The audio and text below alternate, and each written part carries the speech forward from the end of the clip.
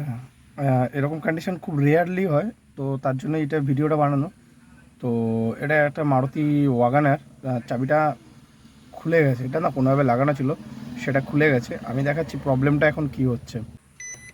এই যে চাবি আমি অন করলাম, এবার দেখো সব কিছু ঠিক আছে, কিন্তু এই যে লাইটটা জ্বলছে এইটাতেই প্রবলেম।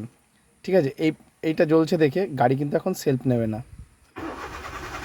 ঠিক আছে, গাড়ি সেলফ নিচ্ছে না। তো এটা সম্ভবত কোনো, তো এরকম যদি কখনো তোমাদের হয় গাড়িতে ব্যাটারিতে চার্জ আছে বাট হচ্ছে না, তখন কি করবে, সেকেন্ড কিটা নাও।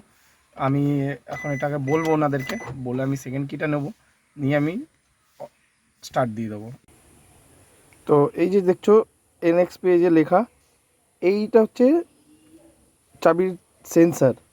তো এটাকে কী বলে, এটাকে ইমোবিলাইজার সিস্টেম বলে, যে অ্যান্টি থিপ লক যে সিস্টেমটা আছে সেটার জন্য কাজ করে। এই সেন্সারটা পড়ে গেছিলো, তো অনেক কষ্টে খুঁজে পেলাম, পেয়ে লাগিয়েছি, এখন গাড়ি স্টার্ট নিয়ে নিচ্ছে। এই দেখো, এইবার দেখো লাইটটা আর ব্লিঙ্ক করছে না, এবার একবারে গাড়ি স্টার্ট নিয়ে নেবে। ঠিক আছে, তো এরকম যখনই হচ্ছে তোমরা তখনই খেয়াল রেখো, সেন্সার হারিও না। ঠিক আছে, আর সেটাকে খেয়াল রাখো। আর ইনকেস যদি খুঁজে পাচ্ছ না, বেশি নড়াচড়া করবে না, একদম ছোট্ট একটা লিলিবুট সেন্সার হয়। এই দেখো, এই দেখো একদম পুচকুলু সেন্সার, এইটুকুই হচ্ছে সেন্সার। তো এত পুচকুলি হয়, তো সেটাকে হারাবে না, নড়াচড়া কম করো, আর ডুপ্লিকেট চাবি দিয়ে কাজ চালিয়ে পরে খোঁজো। Bye bye.